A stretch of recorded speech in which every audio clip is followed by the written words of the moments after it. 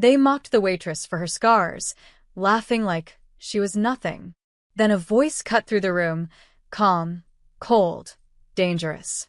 The Mafia boss stood, walked to her side, and kissed her scarred cheek in front of everyone.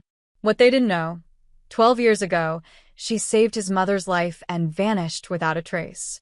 The crystal chandeliers of Ricci's cast dancing shadows across white tablecloths as Alara Monroe balanced 3 plates on her left arm.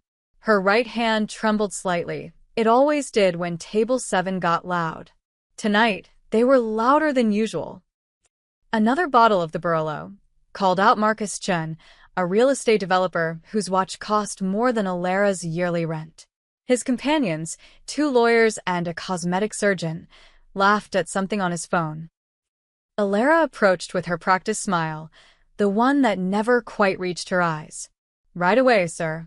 As she turned, her hair shifted, revealing the scar that ran from her left temple down to her jaw, a jagged reminder of a night 12 years ago that lived in her memory as nothing but smoke and screaming. "Jesus," muttered the surgeon, Dr. Philip Hayes. His voice carried across the quiet restaurant. "Did you see her face? That's tragic." Alara's steps faltered. "Keep walking," she told herself. "You've heard worse." But Marcus wasn't finished. "Hey, sweetheart." He snapped his fingers.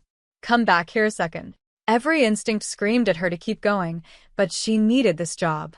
She turned slowly, forcing her expression neutral. "Yes, sir?" "My buddy here." Marcus gestured to Dr. Hayes.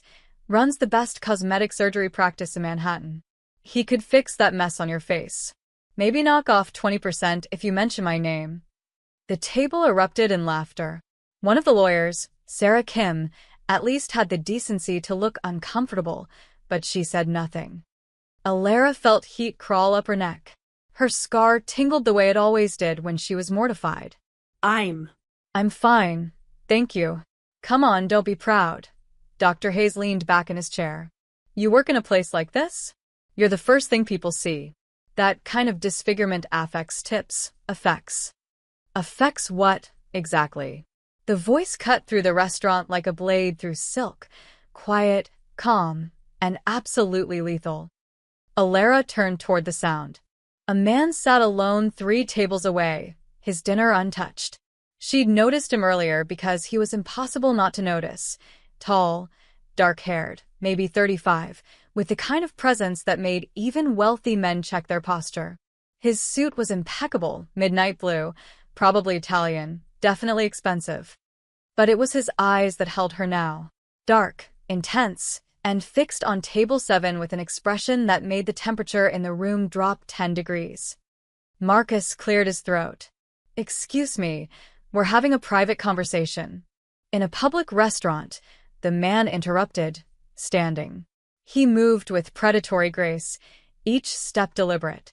Where everyone can hear you humiliate someone who's done nothing but serve you with respect. Dr. Hayes bristled. "Look, friend, I was offering to help." "You were offering cruelty disguised as charity." The man stopped beside Alara. Up close, she could see a small scar on his left eyebrow, nearly invisible. "That's worse than honest cruelty." "At least honest cruelty doesn't pretend to be kindness." The restaurant had gone completely silent. Even the kitchen staff had stopped clattering dishes. "Who the hell do you think you are?" Marcus stood, his face reddening. "Lorenzo De Luca," he said it simply, like stating the weather. The effect was instantaneous. Marcus went pale. Sarah Kim's wine glass slipped from her fingers, red liquid spreading across the white tablecloth like blood. Even Dr. Hayes looked suddenly ill. Alara had heard the name, of course. Everyone in New York had. The De Luca family controlled half the city's construction unions, owned legitimate businesses from shipping to real estate, and, if rumors were true, had connections that made powerful men nervous and foolish men disappeared. Lorenzo turned to Alara, and his expression softened in a way that made her breath catch. "That scar," he said quietly, so only she and the nearby tables could hear. "Do you know how you got it?" "A fire," Alara whispered. "When I was 15. I don't remember much." Something flickered across Lorenzo's face, recognition, Pain. Something deeper. My mother has a matching scar. On her left shoulder. She got it the same night. Alara's world tilted. What? December 19th, 12 years ago. A warehouse fire in Red Hook. His voice was steady, but his jaw was tight. Someone pulled my mother from the flames, dragged her through broken glass and burning debris, saved her life while getting hurt in the process. He paused. The girl who saved her was 15 years old. She disappeared before the ambulances arrived. We never found her to say thank you. Alara's knees went weak. Fragments of memory crashed through her mind. Heat, smoke, a woman's hand in hers, someone screaming, "Run. Just run." That girl, Lorenzo continued, his eyes never leaving hers, earned every mark on her skin. She's a hero. My hero. He leaned forward and pressed a gentle kiss to her scarred cheek. Thank you for giving me 12 more years with my mother. The restaurant erupted in whispers. Alara stood frozen, her hand rising unconsciously to touch the spot where his lips had been. Lorenzo straightened and turned back to table 7. Your bill has been paid. All of you. Leave generous tips. His smile was cold. And, doctor? If I ever hear you've offered your services to anyone with that kind of condescension again, you'll find your malpractice insurance suddenly very difficult to renew. Manhattan's a small island. Remember that. He walked back to his table, placed several $100 bills beside his untouched meal, and left without another word. Alara stood in the center of the restaurant, trembling. Around her, the whispers grew louder, but she barely heard them. Her mind was spinning through memories she'd thought were lost. A woman's face, frightened but grateful. A hand squeezing hers. A voice saying, "You're going to be fine, sweetheart. You're so brave."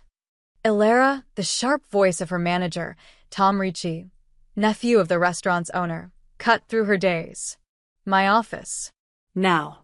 She followed him on numb legs, knowing somehow that everything had just changed, though she couldn't yet understand how or why.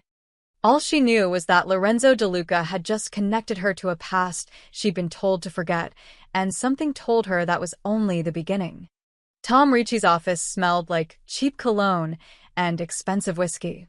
He slammed the door hard enough to rattle the framed photos of his uncle's restaurant empire on the walls. What the hell was that? Tom's face was crimson, a vein pulsing at his temple. Do you have any idea what you just did? Alara stood with her back straight, though her legs still felt unsteady. I didn't do anything. Those customers were insulting me, and Mr. DeLuca? Mr. DeLuca, Tom laughed, but there was no humor in it. Lorenzo DeLuca just paid every table's bill in my restaurant. Do you know what that means? That he's generous? It means he marked this place. Tom paced behind his desk like a caged animal. The DeLucas and my uncle have history. Bad history. And you just gave Lorenzo DeLuca an excuse to walk into our restaurant and make a scene. He was defending me. He was making a power play. Tom whirled on her. You think he cares about some waitress? The DeLucas don't do charity, Alara. Everything they do is calculated. He jabbed a finger toward the door. That little performance out there? That was Lorenzo DeLuca sending my uncle a message. And you were the messenger. Alara's hands clenched into fists. So, I should have just stood there while those people humiliated me? Yes. Tom's voice cracked. That's exactly what you should have done.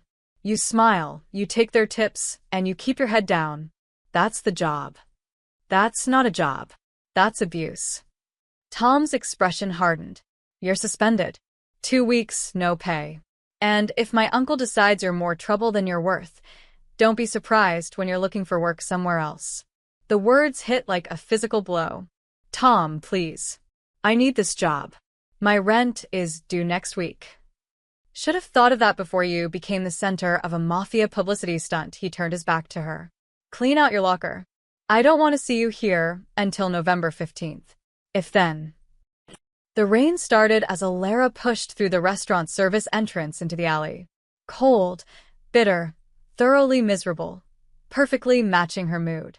She'd grabbed her coat and her tips from tonight, a pathetic $43, and walked out without looking back. Her sneakers splashed through puddles as she headed toward the subway. The streets of Manhattan's West Side were busy even at 11 p.m., full of people with places to go and money to spend. None of them noticed the waitress with the scarred face, trying not to cry. Lorenzo's words echoed in her head with every step. December 19th, 12 years ago. A warehouse fire in Red Hook. She remembered waking up in a hospital bed, her face wrapped in bandages. A social worker had told her she'd been found unconscious near a burned building. No ID, no memory of how she got there. The doctors said trauma could cause temporary amnesia. They'd kept her for 3 days, treating her burns, waiting for someone to claim her. No one ever did. She'd been placed in foster care, bounced between homes for 3 years until she aged out of the system at 18. The scar became her constant companion, a reminder of a past she couldn't remember and a future that always felt one step away from falling apart. But now Lorenzo had given her something, a piece of her story. She'd saved someone. She'd been brave. The thought made her chest tight with an emotion she couldn't name. By the time Alara reached her studio apartment in Queens, she was soaked through. She kicked off her shoes, peeled off her wet coat, and collapsed onto her second-hand couch. Her phone buzzed, a text from her roommate Rachel, who worked night shifts at Mount Sinai. Heard what happened. Tom's an ass. You okay? News traveled fast in the restaurant world. Alara typed back. Been better. Lost 2 weeks' pay. She tossed the phone aside and stared at the water-stained ceiling. 2 weeks without income meant she'd have to dip into her emergency fund, the pathetic $800 she'd been saving for nursing school. 1 step forward, 3 steps back. Story of her life. Her laptop sat on the coffee table, old and slow but functional. She opened it and typed into the search bar, Lorenzo DeLuca. The results flooded in. Articles from the New York Times, the Post, business journals. Photos of Lorenzo at charity galas, ribbon-cutting ceremonies, standing beside politicians. The DeLuca family's construction company had built half the new high-rises in Brooklyn. Legitimate business, the articles insisted, though there were always careful mentions of alleged ties and rumored connections. Then she found an older article from 12 years ago. Warehouse fire in Red Hook claims 2 lives, injures 3. Her hands trembled as she clicked it. The article was brief. A fire at a DeLuca family warehouse had killed 2 security guards and injured 3 others, including Maria DeLuca, 48, who was pulled from the building by an unidentified rescuer before flames consumed the structure. Mrs. DeLuca was treated for severe burns and smoke inhalation. Investigators are looking into possible arson. Alara stared at the accompanying photo. Maria DeLuca had dark hair and kind eyes, eyes that Alara suddenly remembered looking into through smoke and flames. A woman's voice. Go, sweetheart. Run. Don't look back. But Alara hadn't run. She'd grabbed the woman's hand and pulled her toward an exit she'd spotted through the smoke.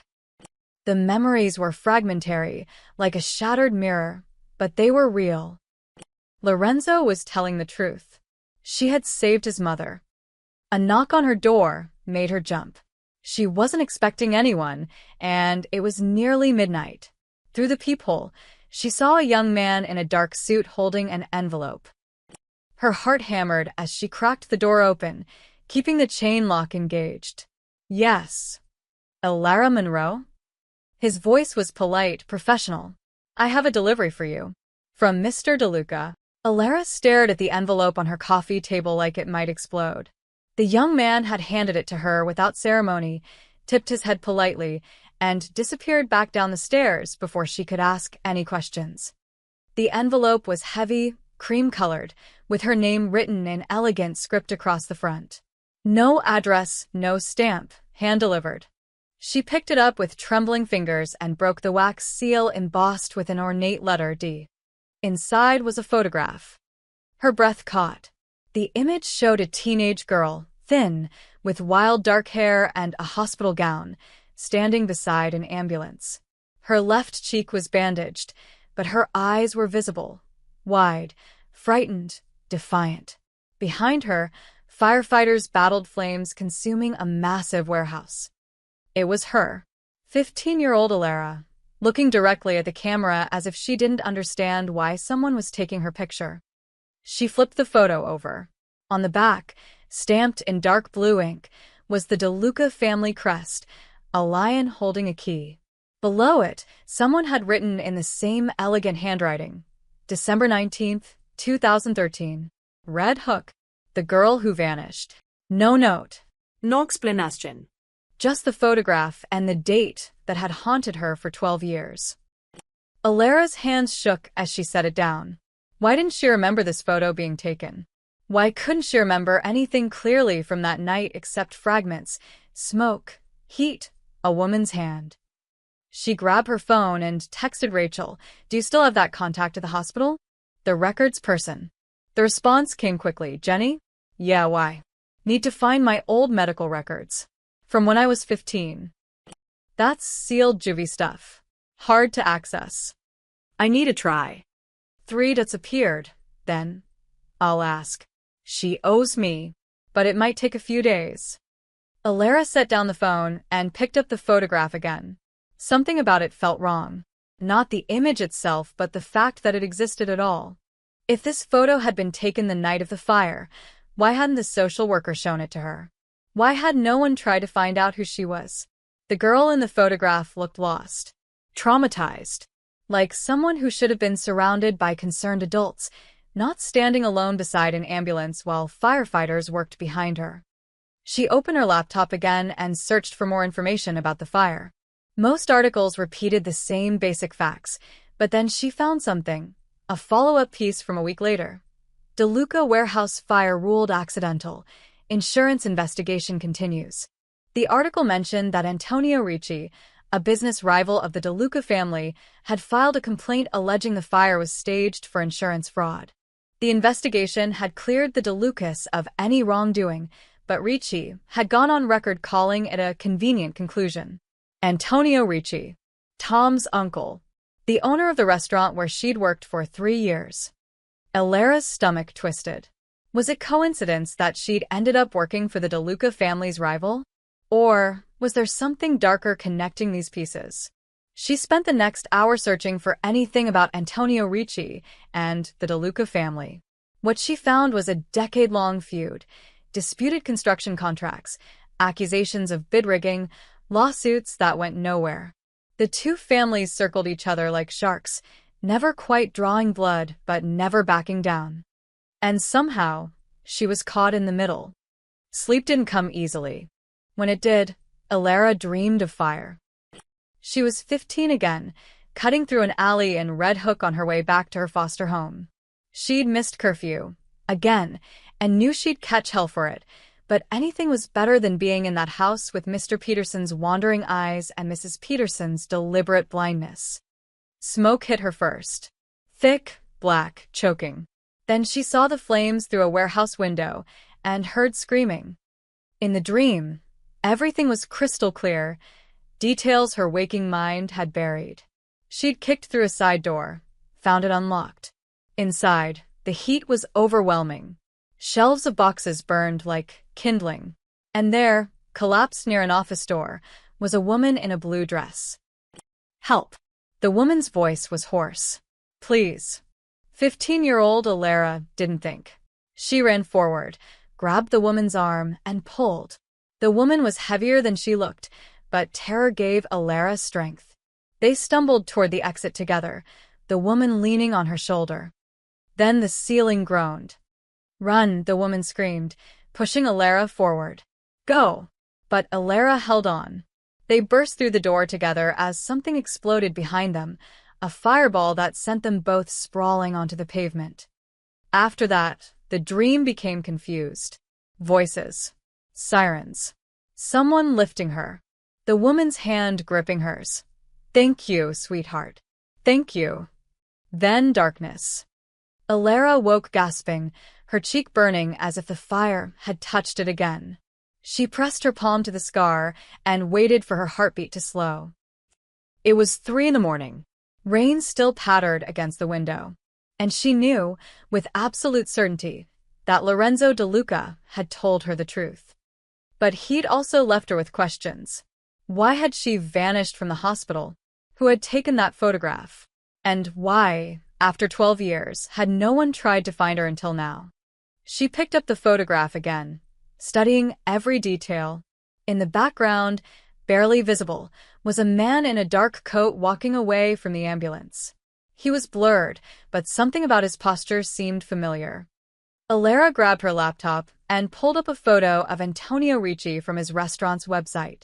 Same height, same build, same way of carrying himself. Her blood ran cold. What if it wasn't coincidence? What if Ricci had known exactly who she was when he'd hired her 3 years ago? And if he'd known, what else had he been hiding? The next morning, Alara woke to another knock on her door.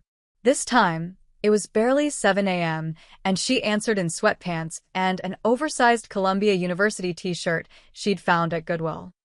Through the peephole, she saw a woman in her late 50s, elegant, with silver-streaked dark hair and kind eyes that Alara recognized instantly from her dreams. Maria De Luca. Alara's fingers fumbled with the chain lock. She opened the door slowly, unsure what to say. Alara, Maria's voice broke on her name. May I come in? They sat across from each other at Alara's tiny kitchen table, cups of coffee growing cold between them. Maria couldn't stop staring at her, tears streaming down her face. I never thought I'd see you again, Maria whispered. When Lorenzo told me last night that he'd found you, that you'd been working at Ricci's restaurant of all places, I couldn't sleep. I had to come. Alara's throat was tight. I don't understand what happened that night. Why I can't remember. Why no one ever found me. Maria reached across the table and took Alara's hands. Her grip was warm, steady. Because someone made sure you wouldn't be found. Someone who needed you to disappear. Who? Antonio Ricci. Maria's expression hardened. That fire wasn't an accident, Alara. It was arson. Ricci paid someone to burn down our warehouse. We had evidence he was using shell companies to underbid us on city contracts, stealing work that should have been ours. The proof was in that warehouse.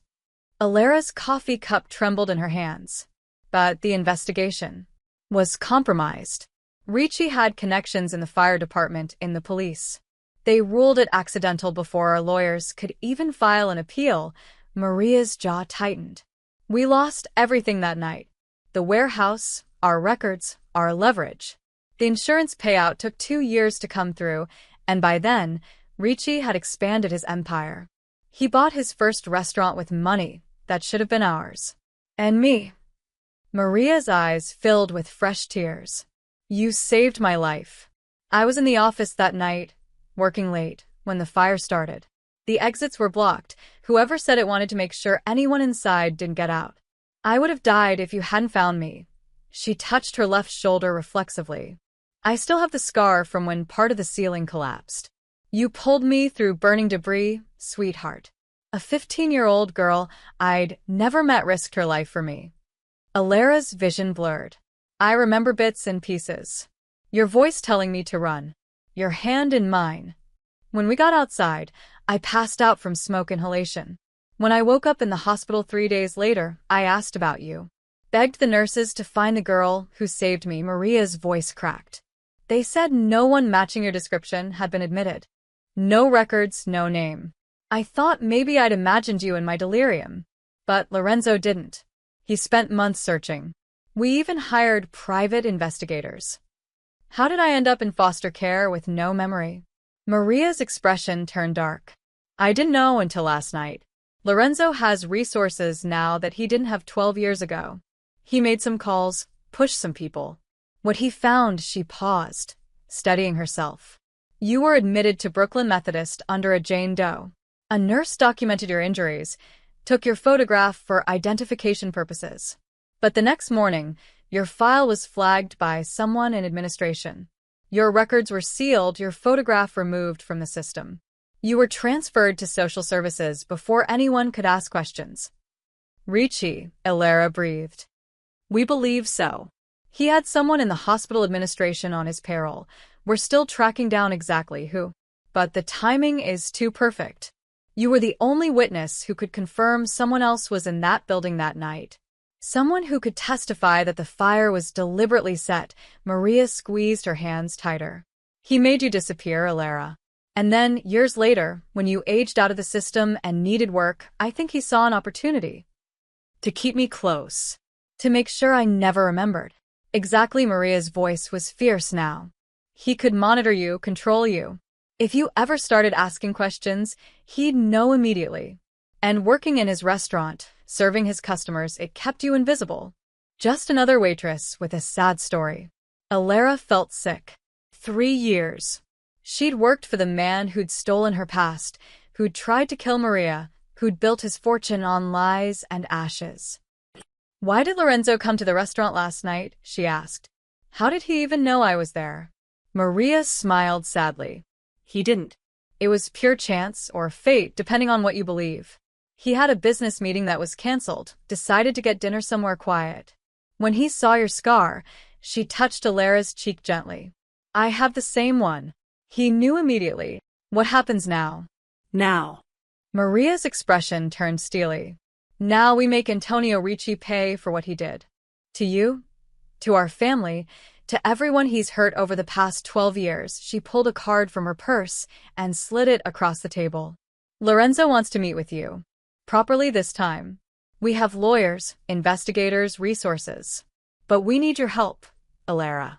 We need your testimony. Alara looked at the card, embossed, expensive, with an address in Tribeca. I'm suspended from work for 2 weeks. No income. You'll never work for Ricci again, Maria said firmly. I promise you that. And you'll never worry about rent or bills or nursing school again. Not if you help us bring him down. This is about more than justice, isn't it? Alara met her eyes. This is personal. Maria smiled, but there was steel beneath it. Sweetheart, everything worth fighting for is personal. The DeLuca estate in Tribeca occupied the top 3 floors of a converted silk factory. Floor-to-ceiling windows overlooked the Hudson River, and the interior was all exposed brick, dark wood, and art that probably cost more than Alara would earn in a lifetime. Lorenzo met her at a massive dining table covered in file folders, laptops, and photographs. He'd traded his suit jacket for rolled shirt sleeves and looked like he hadn't slept. Thank you for coming. He gestured to a chair. Coffee? My mother said you take it black. Your mother talks about me?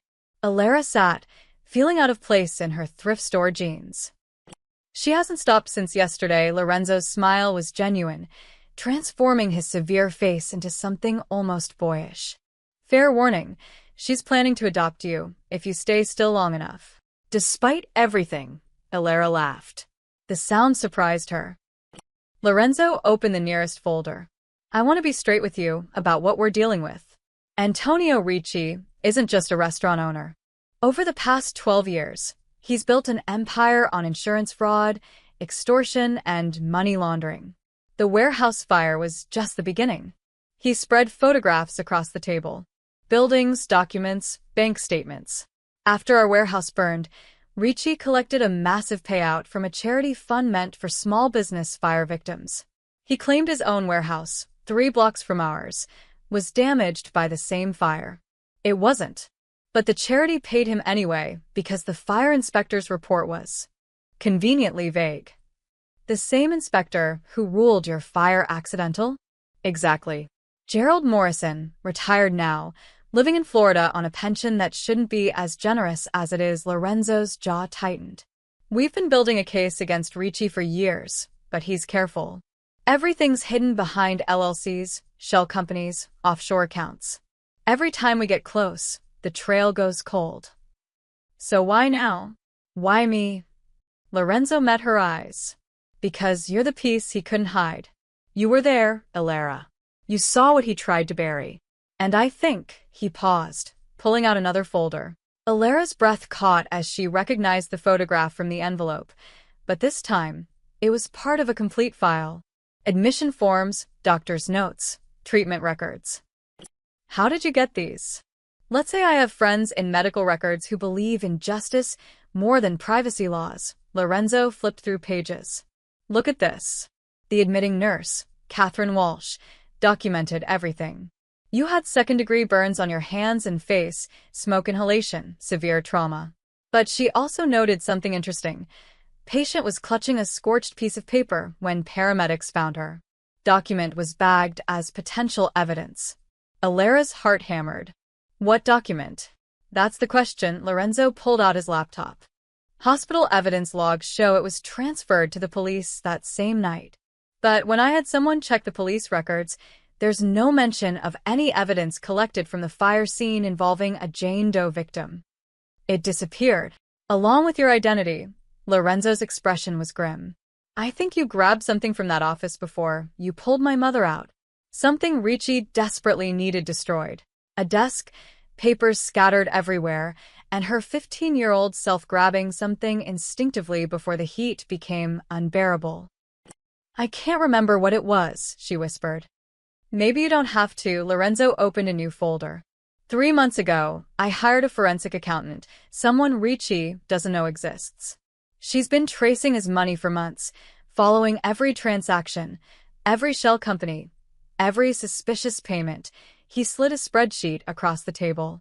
Look at this pattern. The numbers meant nothing to Alera at first, but Lorenzo pointed to highlighted sections. Every year, on December 19th, the anniversary of the fire, Ricci makes a payment. Same amount, $50,000, to an account registered to a Gerald Morrison in Florida. The fire inspector, who ruled both fires accidental and then retired 6 months later with a very comfortable nest egg. Lorenzo's smile was sharp. That's blackmail money, Alera. Hush money. Ricci's been paying Morrison for 12 years to keep quiet about what really happened that night. Alera's mind raced. If you can prove Morrison took bribes, we can reopen the investigation. But we need more. We need Morrison to talk, or we need the original evidence. Lorenzo leaned forward. I'm flying to Florida tomorrow to have a conversation with Gerald Morrison. I want you to come with me. Me? Why? Because you're the victim he helped disappear. You're proof that his report was a lie. Lorenzo's expression softened. And because this is your life he helped steal. You deserve to look him in the eye when we take it back. Alera thought about her empty apartment, her suspended job, her derailed dreams of nursing school. She thought about Antonio Ricci watching her service customers for 3 years, knowing exactly who she was and what he'd done to her. She thought about Maria De Luca's hand in hers, pulling her through flames. When do we leave? Lorenzo's smile was genuine this time. Tomorrow morning. Pack light. We'll be back by evening. He stood, extending his hand. One more thing. My accountant? She could use an assistant. Someone good with numbers who pays attention to details. The pay is $60,000 a year, full benefits, and you'd be working from here. Alera stared at his hand. You're offering me a job? I'm offering you a purpose. Help us take Ricci down, and you'll never serve another table in your life. She took his hand, her grip firm despite her trembling. When do I start? Gerald Morrison's retirement condo in Clearwater Beach had a view of the Gulf and the kind of quiet desperation that came with too much time to think.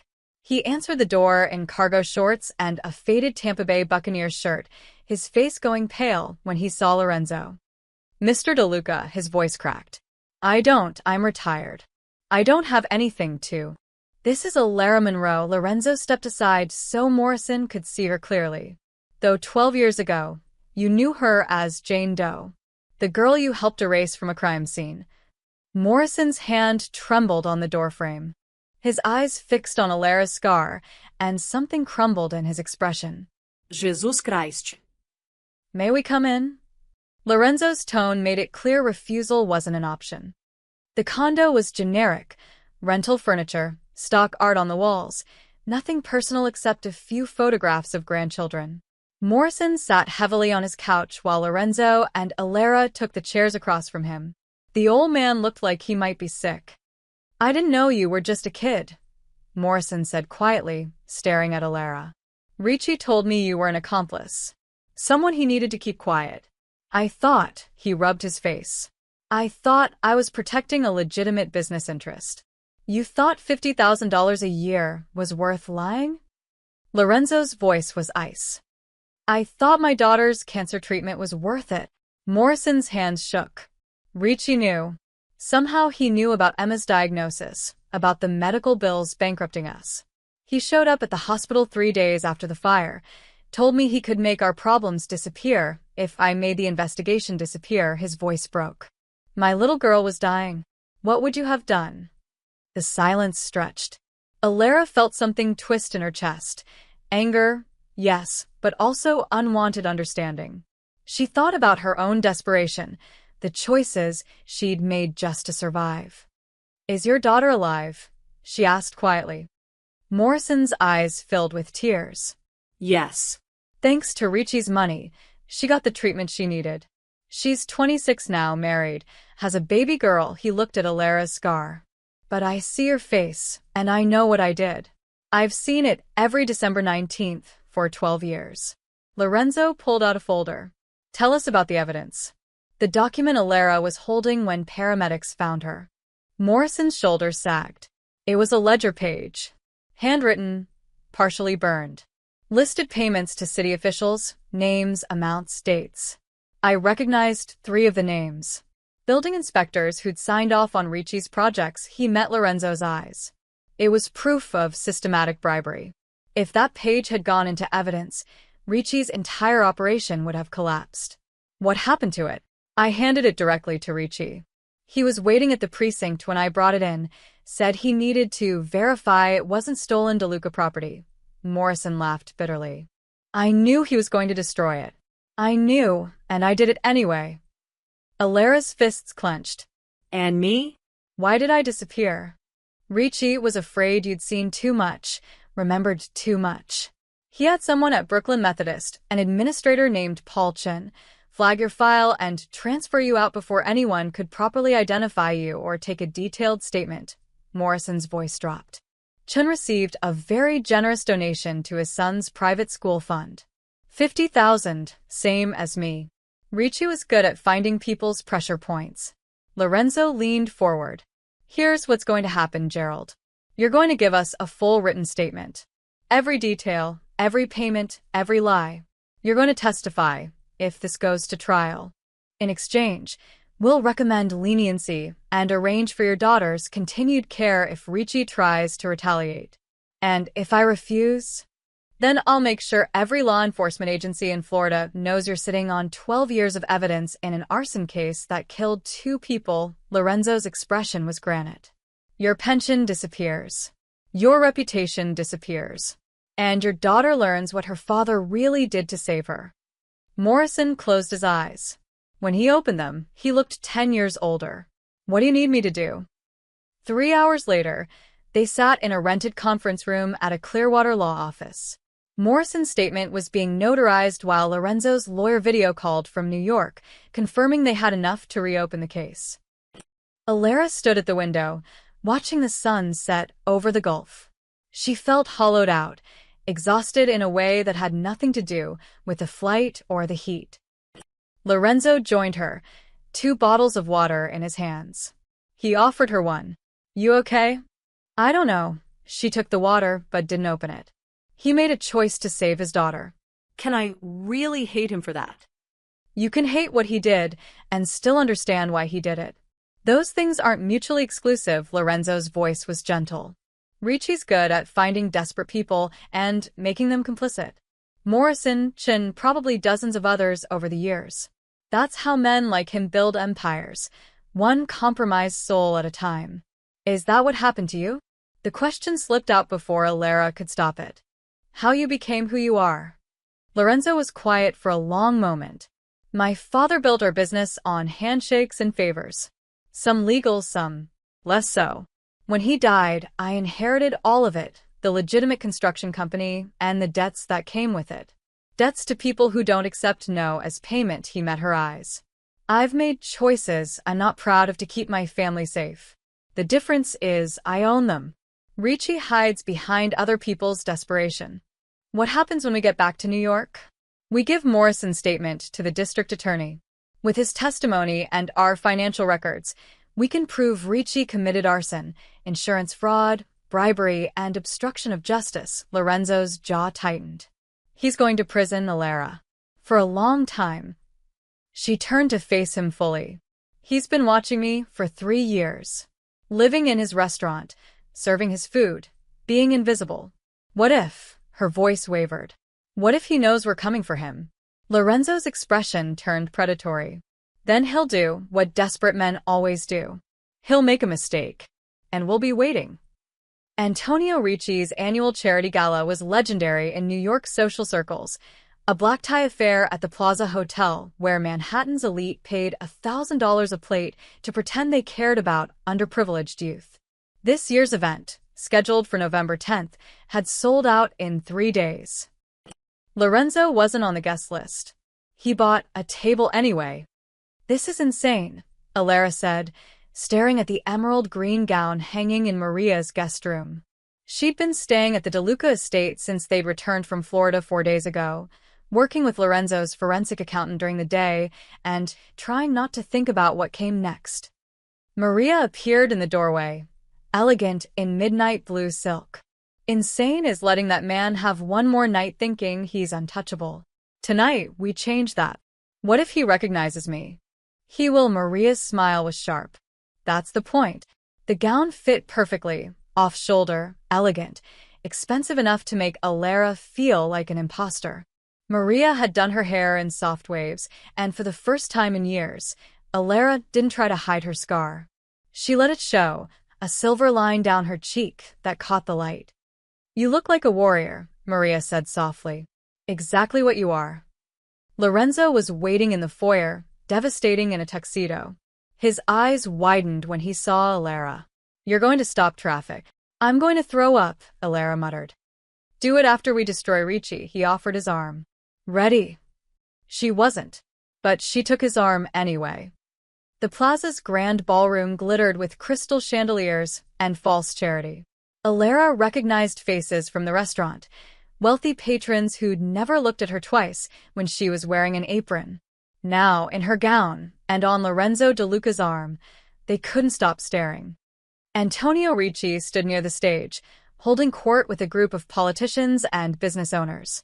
He was shorter than Alara remembered, with silver hair and a smile that never reached his eyes. When he saw Lorenzo enter, his smile froze. When he saw Alara, the champagne glass nearly slipped from his hand. Lorenzo guided her through the crowd with predatory patience. They stopped at tables, exchanged pleasantries, let the whispers build. By the time they reached Ricci's table, half the ballroom was watching. Antonio, Lorenzo's voice carried perfectly. Wonderful event. Always admire a man who gives back to the community. Ricci's composure was impressive, Alara had to admit. Only the tightness around his eyes betrayed his panic. Lorenzo. I didn't see your name on the guest list. Last-minute addition. I couldn't resist supporting such a worthy cause. Lorenzo's hand rested lightly on Alara's back. I don't believe you've been properly introduced to my companion.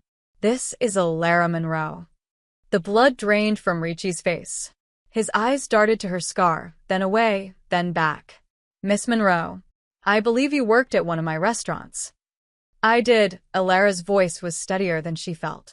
Until your nephew suspended me for being publicly defended by Mr. DeLuca. Remember?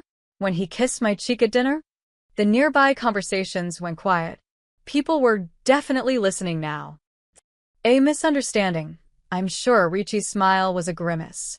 Perhaps we should discuss this privately. No need. Lorenzo reached into his jacket and pulled out a manila folder. He set it on Ricci's table with deliberate care, right next to the man's salmon entree. I thought you might want to review these documents before tomorrow's press conference. Ricci didn't touch the folder. What press conference? The one where the Manhattan District Attorney announces the reopening of the investigation into the Red Hook warehouse fire of December 2013. Lorenzo's voice was conversational, but it carried through the ballroom like a bell. You remember that fire, don't you, Antonio? The one where 2 people died and several others were injured, including my mother and a 15-year-old girl who happened to be in the wrong place at the right time. Sweat beaded on Ricci's forehead. That fire was ruled accidental by a fire inspector who received $50,000 a year for 12 years to keep his mouth shut. Alara spoke now, her voice clear and strong. Gerald Morrison. He gave a full statement 4 days ago. It's all in that folder. His testimony, the payments you made, the evidence you destroyed. Ricci's hand shot out to grab the folder, but Lorenzo caught his wrist. The movement was casual, but Ricci winced. I wouldn't, Lorenzo said softly. Those are copies. The DA already has the originals, along with 12 years of financial records showing systematic bribery, insurance fraud, and obstruction of justice. He released Ricci's wrist. You built an empire on my family's ashes. Tomorrow we take it back. The ballroom was completely silent now. Phones were out, people recording, texting, posting. This would be all over social media before dessert was served. Ricci looked around wildly, seeing his carefully constructed world crumbling in real time. His eyes settled on Alara, and something ugly twisted his features. You are nothing.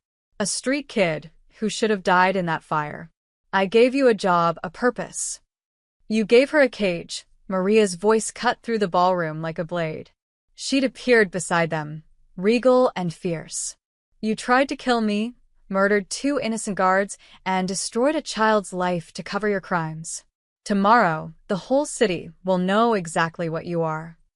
Ricci's lawyer materialized at his elbow, whispering urgently. Ricci shook him off. You can't prove any of this. It's all circumstantial. Paul Chen is talking to, Lorenzo said. The hospital administrator who flagged Alara's records. Turns out he kept copies of everything, including the email you sent ordering him to make a 15-year-old girl disappear. He leaned closer. It's over, Antonio. The only question now is whether you surrender with dignity or wait for the FBI to arrest you at breakfast. For a moment, Alara thought Ricci might attack Lorenzo. His fists clenched, his face purple with rage. But then he seemed to deflate, seeing the phones, the witnesses, the inescapable truth of his situation. He looked at Alara one last time. You should have stayed invisible. No, Alara said quietly. You should have let me be found. 6 months later, spring sunshine poured through the floor-to-ceiling windows of a renovated brownstone in Brooklyn. The building had once been a shelter. Now it was something more, a place where people who'd fallen through society's cracks could find their footing again. Alara stood in the main hall, watching volunteers arrange chairs for the opening ceremony. The banner above the stage read, "The Silent Mark Foundation, turning scars into strength." You're going to wear a hole in the floor, Rachel said, appearing with 2 cups of coffee. She'd left the hospital 3 months ago to become the foundation's program director. Everything's perfect. Stop worrying. I'm not worrying. I'm Alara Post. Okay, I'm waiting. What if no one shows up? Are you kidding? We've had to turn people away. Burn survivors, whistleblowers, foster kids aging out of the system. Everyone wants to see this place. Rachel squeezed her shoulder. You did this, Alara. You built something real. The months since the gala had been a whirlwind. Ricci's arrest had made national news. The restaurant empire brought down by the waitress he'd tried to erase. Morrison and Chun had both testified, their statements corroborating the financial evidence Lorenzo's team had assembled. The trial had lasted 6 weeks. The verdict took the jury 4 hours. Antonio Ricci was sentenced to 23 years in federal prison for arson, conspiracy to commit murder, insurance fraud, bribery, and obstruction of justice. His restaurants were sold to pay restitution. His name became synonymous with corruption. But for Alara, the real victory wasn't Ricci's imprisonment. It was this, the foundation, the second chances, the chance to turn her pain into purpose. 5 minutes, called one of the volunteers. Alara smoothed her dress, simple, blue, professional. She'd finished her GED 2 months ago and started online classes toward a business degree. Maria insisted on paying tuition, refusing to take no for an answer. You saved my life, she'd said. Let me invest in yours. The doors opened and people flooded in. Survivors with visible scars and invisible ones. Journalists, donors, politicians who wanted to be photographed doing good. And in the front row, Maria De Luca sat beside her son, both of them beaming with pride. Lorenzo caught Alera's eye and smiled. Something warm unfurled in her chest. Over the past 6 months, he'd become more than an ally. He'd become a friend, then something that felt like it might become more if they both had the courage to reach for it. But they'd taken it slow, building trust on foundations stronger than gratitude or shared trauma. The ceremony began with speeches from city officials and foundation board members. Then Maria took the stage, her voice steady as she told the story of the fire, the girl who'd saved her, and the 12 years it took to find her again. "We named this foundation the Silent Mark," Maria said, "because so many people carry scars, visible and invisible, that the world tells them to hide. But scars are proof of survival. They're maps of battles won, not battles lost." She looked directly at Alera. "This foundation exists because one girl refused to run when running would have been easier. Because she held on when letting go would have saved her from pain. Her courage saved my life. Now, it's going to help save countless others." The applause was thunderous. Alera felt tears on her cheeks and didn't bother wiping them away. Then it was her turn. She walked to the stage on legs that only trembled slightly and looked out at the sea of faces, people who understood what it meant to be overlooked, dismissed, erased. "I spent most of my life trying to be invisible," Alera began. "I thought if people didn't see me, they couldn't hurt me. If I stayed small and quiet, maybe I'd be safe." She touched her scar, the gesture unconscious now. But invisibility isn't safety. It's just another kind of cage. She thought about 15-year-old Alera, running into a burning building without thinking. About the girl who'd vanished from hospital records but never stopped surviving. About the waitress who'd served her enemies' customers with her head down and her dreams locked away. This foundation is for everyone who's been told they're broken, that their scars make them less, that their past defines their future. Her voice grew stronger. "We're here to say that's a lie. Our scars don't diminish us. They prove we're fighters. And together, we're going to make sure no one has to fight alone." The applause shook the rafters. People rose to their feet, survivors and supporters alike, united in the belief that second chances mattered, that redemption was real, that one person's courage could light the way for others. After the ceremony, Lorenzo found her on the brownstone's back terrace, looking out at the garden Maria had designed, a peaceful space with stone benches and flowering trees. "You were magnificent," he said, joining her at the railing. "I was terrified. Courage isn't the absence of fear. It's doing the right thing anyway." He pulled a small velvet box from his pocket. "My mother wanted you to have this. We were going to wait, but she insisted it had to be today." Inside was a gold pendant shaped like a flame, delicate and beautiful. Alera lifted it carefully, watching it catch the sunlight.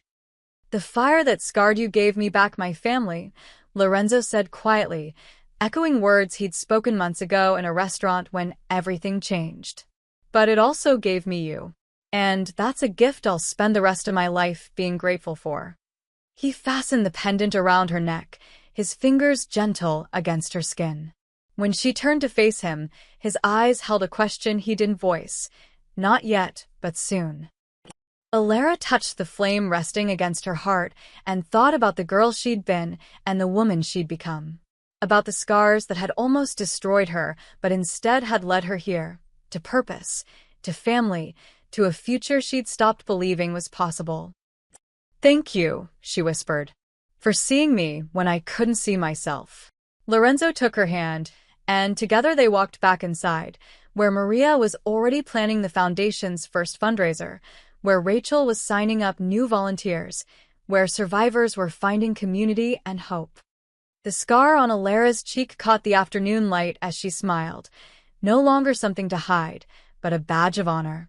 A reminder that she'd walked through fire and emerged not broken, but forged into something stronger.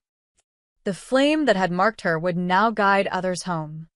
And that, Alera thought as Lorenzo's hand squeezed hers, was the truest kind of justice, the kind that didn't just punish wrongdoing, but transformed pain into healing. The kind that turned invisible girls into unstoppable women. The kind that proved scars could be beautiful when they told stories of survival. 3 months after the foundation's opening, Alara was working late in her office when her phone buzzed with an unknown number. She almost ignored it. Journalists still tried to reach her occasionally, but something made her answer. Alara Monroe? The voice was unfamiliar, male, with a slight Brooklyn accent. Who is this?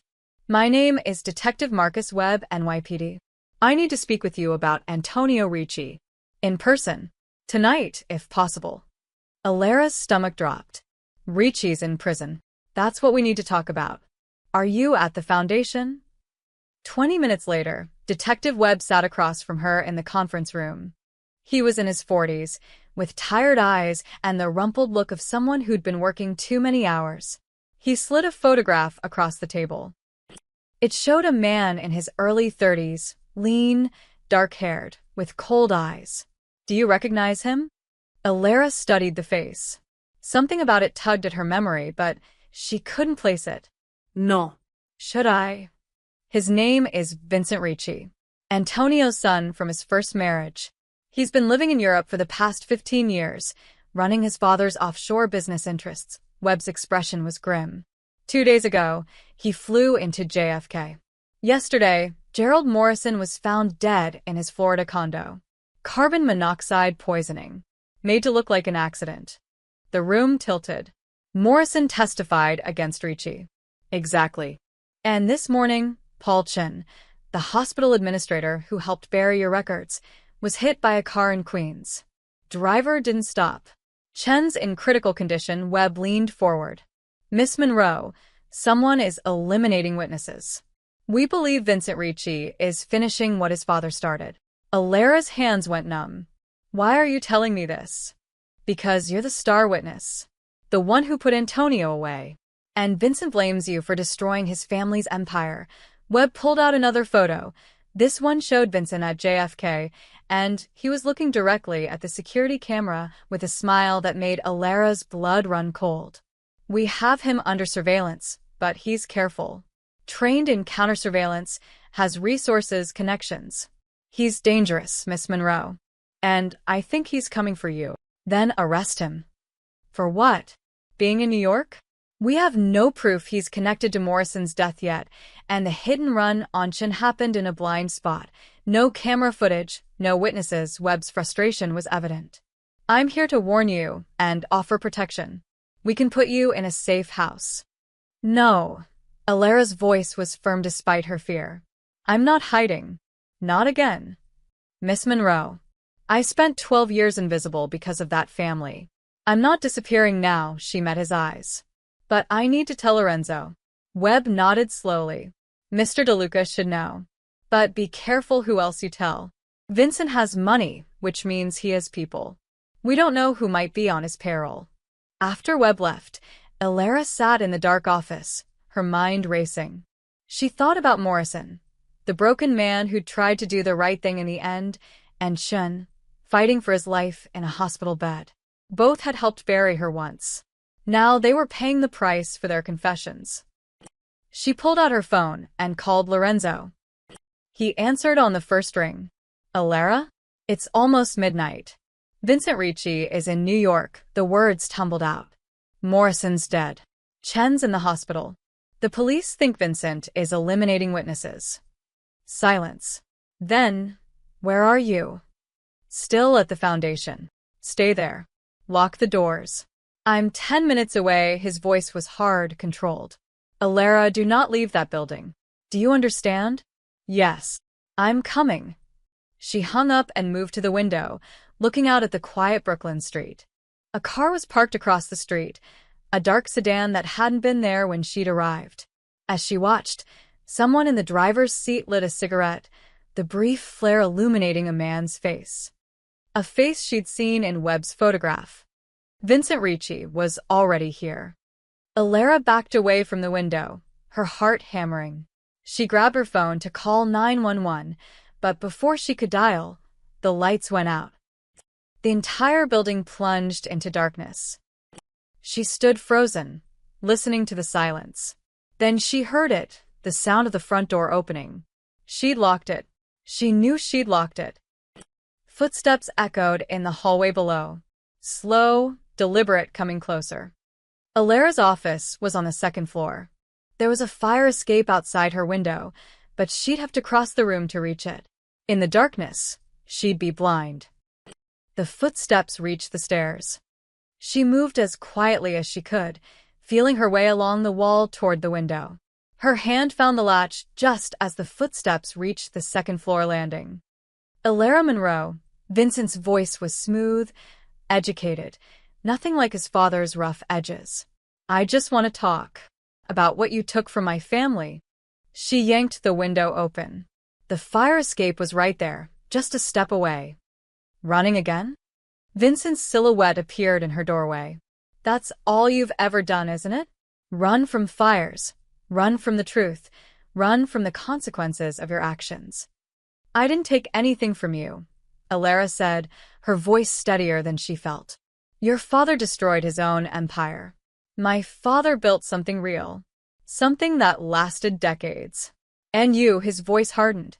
A nobody with a scar and a sob story. You tore it all down in 6 months. He tried to kill people. He killed 2 guards. Collateral damage in business. Vincent stepped into the room. In the dim light from the street, she could see he was holding something. A gun. You know what's funny? My father always said the biggest threat to any operation isn't the law. It's witnesses. People who see too much, remember too much. He should have finished the job 12 years ago. Alara's hand found the fire escape railing. The police know you're here. The police know Vincent Ricci is staying at the Plaza Hotel, having drinks in the bar. Visible on multiple security cameras, his smile was cold.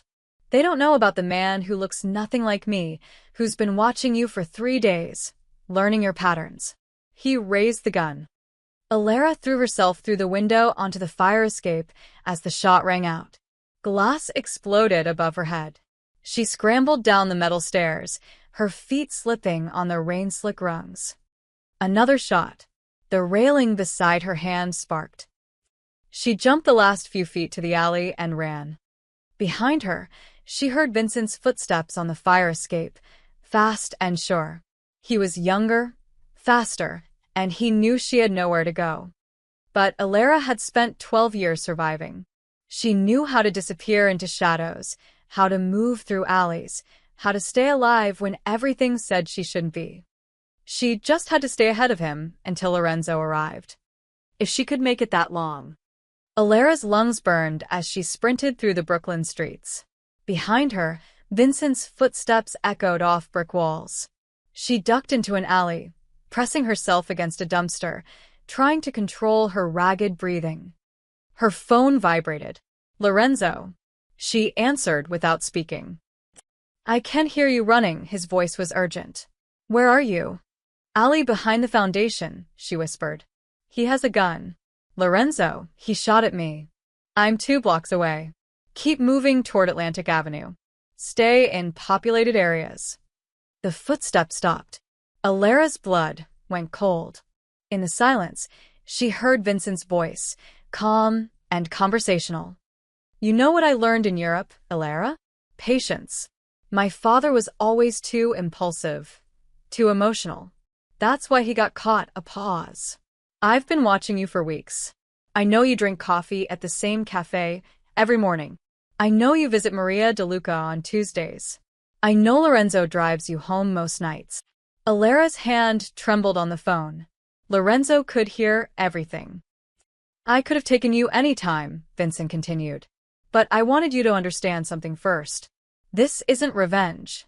This is business. You exposed our operation, cost us millions in assets. That requires compensation. I'm not dying for your father's crimes, Alara called back, moving quietly toward the alley's far exit. Vincent's laugh was soft. Who said anything about dying? Death is too quick, too merciful. No, I want you to live, Alara. But I want you to live knowing you destroyed everything you built. She reached the alley's end and risked a glance around the corner. Atlantic Avenue was 30 feet away, lit and crowded with late-night pedestrians. Safety. The foundation, for instance, Vincent said. Beautiful building. Old bones, though. Outdated electrical system. One spark in the right place. Alara's stomach dropped. You wouldn't. Wouldn't I? My father went to prison for arson. Seems poetic to use his methods. His voice grew closer. And Maria DeLuca, such a kind woman. Still recovering from that fire 12 years ago. Her heart isn't what it used to be. Stress can be so dangerous at her age. Rage flooded through Alara, drowning out fear. You touch her, and Lorenzo will. Lorenzo will what? He's not his father. Old Dominic DeLuca would have handled this the traditional way. Quick, quiet, permanent. But Lorenzo? Vincent stepped into view at the alley's entrance. He plays by rules. That's his weakness. Alara ran for Atlantic Avenue. People turned to stare as she burst onto the sidewalk, a disheveled woman with terror in her eyes. Vincent holstered his gun and followed at a casual walk, just another pedestrian on a Brooklyn street. A black SUV screeched to a halt at the curb. Lorenzo jumped out, his eyes finding Alara immediately. She ran to him, and his arms closed around her, solid and safe. You're okay, he murmured against her hair. You're okay. Vincent stopped 20 feet away, his hands visible and empty. In the streetlight, he looked like any young professional, expensive jacket, designer jeans, easy smile. No one would guess he'd just been hunting a woman through alleys. Lorenzo DeLuca, Vincent's tone was pleasant. We finally meet. I've heard so much about the man who destroyed my father. Your father destroyed himself, Lorenzo's voice was ice. And if you come near Alara again, they'll never find your body. Empty threats. You're better than that. Vincent glanced at the crowd gathering around them, phones out, recording. See? Witnesses everywhere. You can't touch me without consequences. But I can touch everything you care about whenever I want. Fire inspectors can be bribed. Building codes can be overlooked. Accidents happen. Lorenzo's expression didn't change, but Alara felt his body tense. What do you want? What my family is owed. $10 million. Payment for the assets seized when my father was convicted. Vincent's smile was cold. You have 72 hours. Wire the money to the account I'll send, or the foundation burns. And maybe Maria's estate too. So many old buildings in Tribeca. Such fire hazards. I'll go to the police. With what evidence? I'm just a tourist having a conversation. My lawyers will have me out in an hour. Vincent stepped backward, melting into the crowd. 72 hours, Lorenzo. Clock's ticking. He disappeared into the night. 30 minutes later, they were in Lorenzo's car, racing toward the DeLuca estate. Alara's hands wouldn't stop shaking.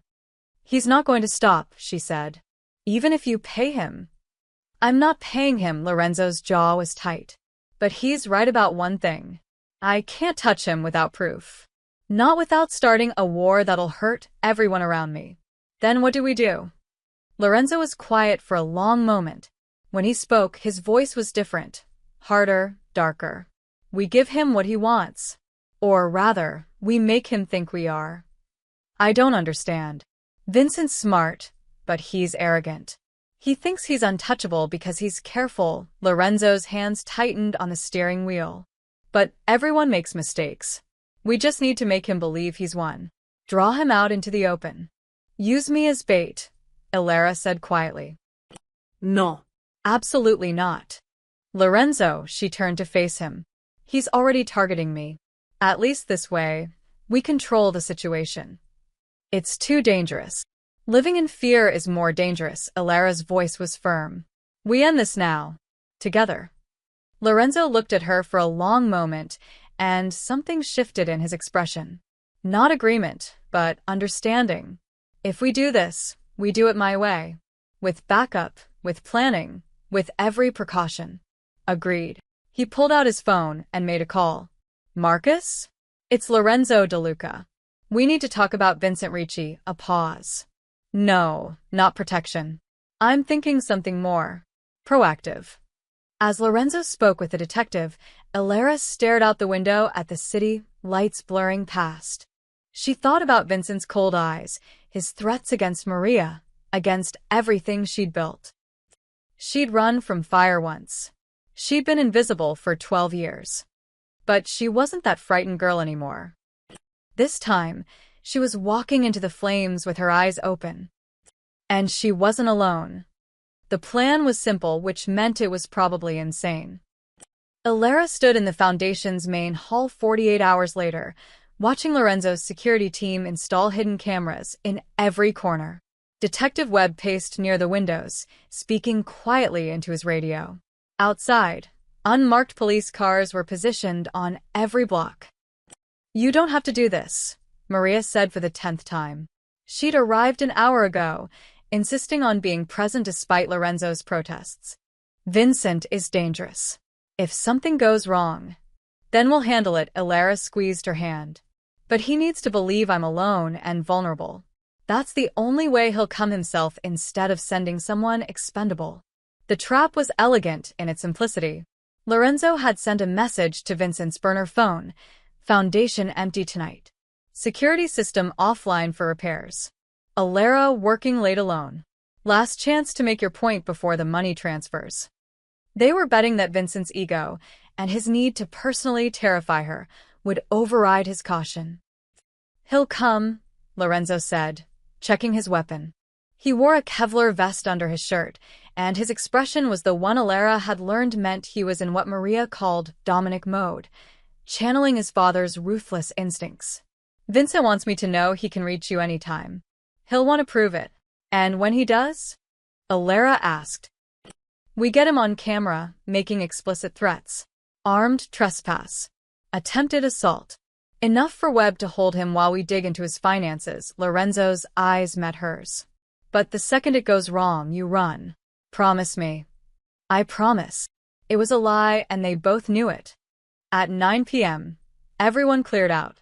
The lights in most of the building went dark, leaving only Elara's second-floor office illuminated. She sat at her desk, laptop open, pretending to work while her heart hammered against her ribs.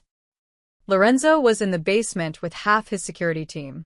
Webb and 2 detectives were in the building across the street. Maria was safely at the estate with armed guards, despite her furious objections. The waiting was agony. At 9:47, the motion sensor on the roof access door chimed in Elara's earpiece. Webb's voice followed. "Movement on the roof. Single individual. Stand by."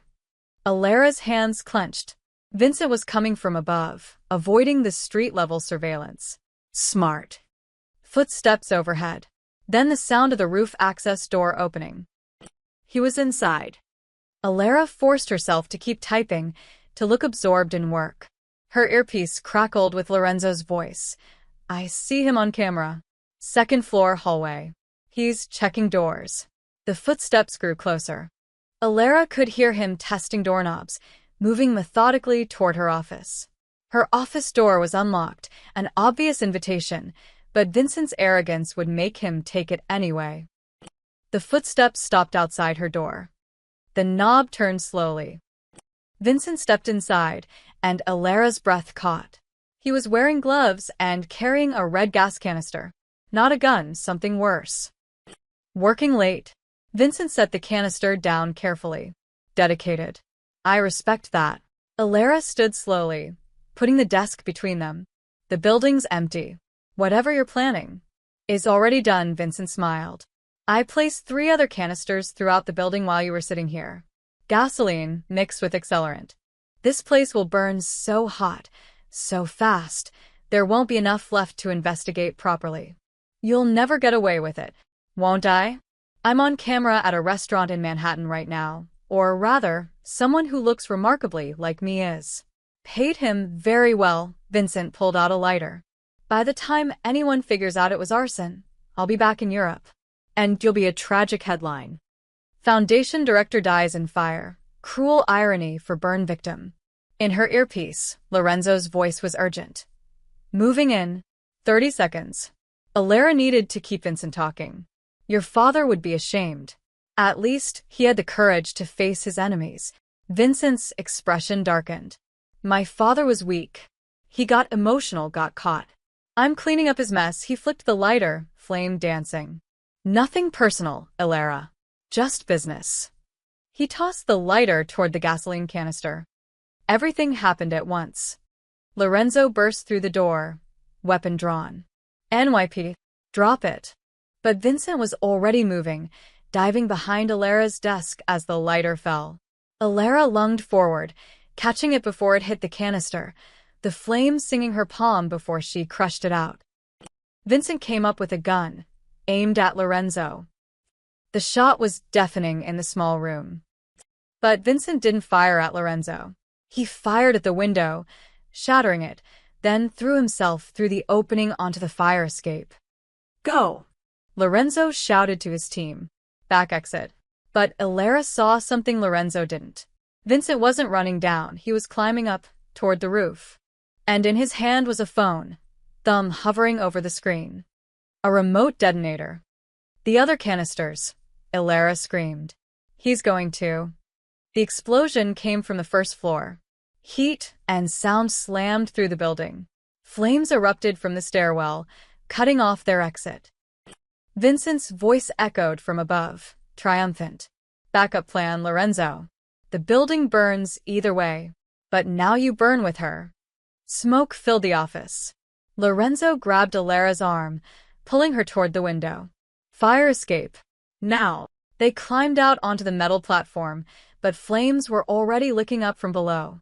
The foundation, her foundation, built on hope and second chances, was being consumed. Up. Lorenzo pushed her toward the ladder. Roof. They climbed through choking smoke, the metal rungs hot beneath their hands. Behind them, windows exploded from the heat. Sirens wailed in the distance, but they'd never arrive in time. They reached the roof to find Vincent waiting, gun trained on them. Poetic, isn't it? He smiled through the smoke. You pulled my father's world down around him. Now I pull yours down around you. Lorenzo stepped in front of Elara, shielding her. It's over, Vincent. The building's surrounded. You can't escape. Neither can you. Vincent's smile was insane. We all burn together. Behind him, the roof access door burst open. But it wasn't police. It was Maria DeLuca, holding a gun with steady hands and murder in her eyes. You want to burn? Her voice was cold steel. Let me introduce you to real fire. Maria's gun never wavered. Drop it, Vincent. Or I'll finish what your father started, destroying this family's legacy completely. Vincent's smile faltered. You won't shoot. Lorenzo's too civilized for her. The shot cracked through the night. Vincent's gun flew from his hand, skittering across the rooftop. He clutched his bleeding wrist, shock replacing arrogance. My husband taught me to shoot before Lorenzo was born, Maria said calmly. And unlike my son, I don't waste time with warnings. Police flooded onto the roof. Webb emerged from the stairwell, coughing but alive, his team behind him. They'd used the service entrance, avoiding the flames.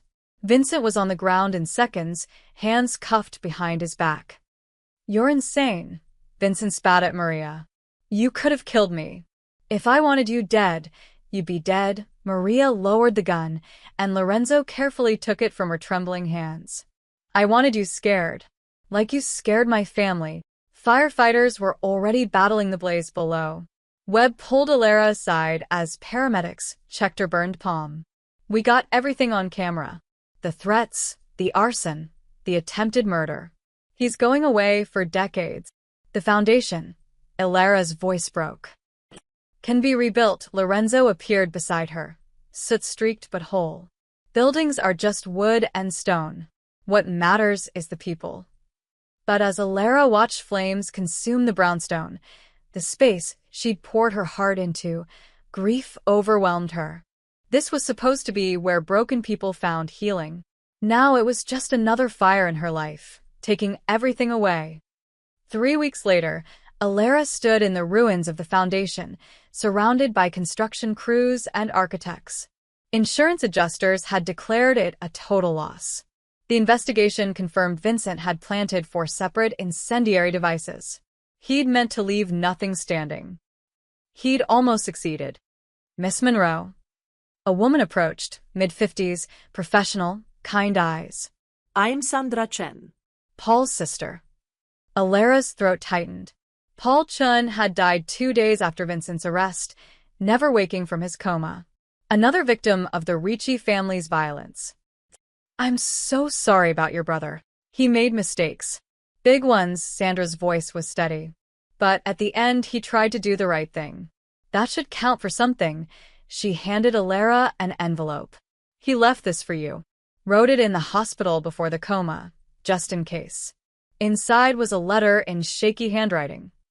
Alara, I helped erase you once. Let me help rebuild you now. My life insurance policy, $500,000, goes to the Silent Mark Foundation. It's not enough to undo what I did, but maybe it's enough to start again. Paul Chun. Tears blurred Alara's vision. He didn't have to. He wanted to. Said you deserved a second chance. Since he took your first 1 inch, Sandra squeezed her shoulder. Build something beautiful. Make it mean something. 6 months later, the new Silent Mark Foundation opened its doors. The building was modern, fireproof, with state-of-the-art safety systems. But it kept elements of the old. Scorched bricks from the original brownstone were incorporated into the entrance, a reminder that beauty could rise from destruction. The dedication plaque read, "In memory of Paul Chin and Gerald Morrison, proof that it's never too late to choose courage over fear." The opening ceremony was smaller this time, more intimate. Survivors shared stories. Maria spoke about resilience. Rachel introduced new programs for foster youth and whistleblower support. Then Lorenzo took the stage, and the crowd quieted. A year ago, I walked into a restaurant and saw someone being humiliated for her scars. I defended her because I recognized those scars. They matched my mother's. They were proof of heroism, not shame. He found Alara in the crowd. But I've learned something since then. Scars aren't just proof of what we've survived. They're proof of what we chose to become afterward. He gestured to the building around them. This foundation burned. Vincent Ricci tried to destroy it, just like his father tried to destroy the girl who saved my mother. But here we are. Rebuilt, stronger, fireproof. His voice grew firm. You can't burn down courage. You can't destroy hope.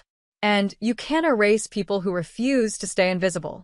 The applause was thunderous.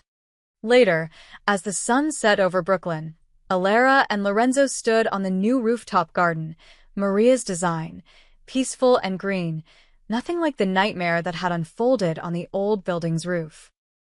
Vincent's trial starts next month, Lorenzo said quietly. 23 counts including attempted murder, arson, and conspiracy. The DA thinks he'll get 40 years minimum. His father got 23.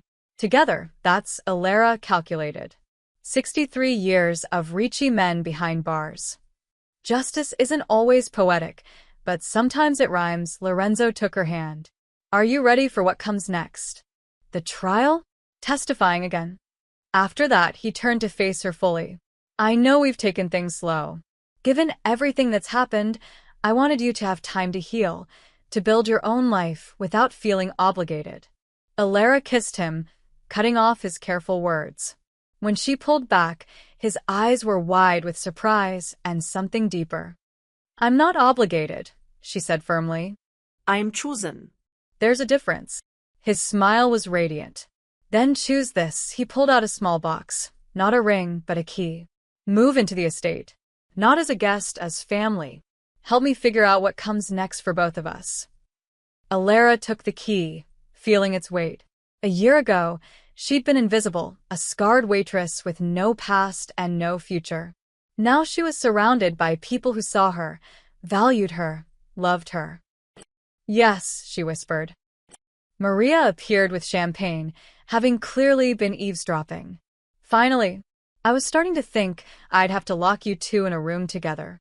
They laughed, the sound carrying over the Brooklyn rooftops as the city lights began to glow.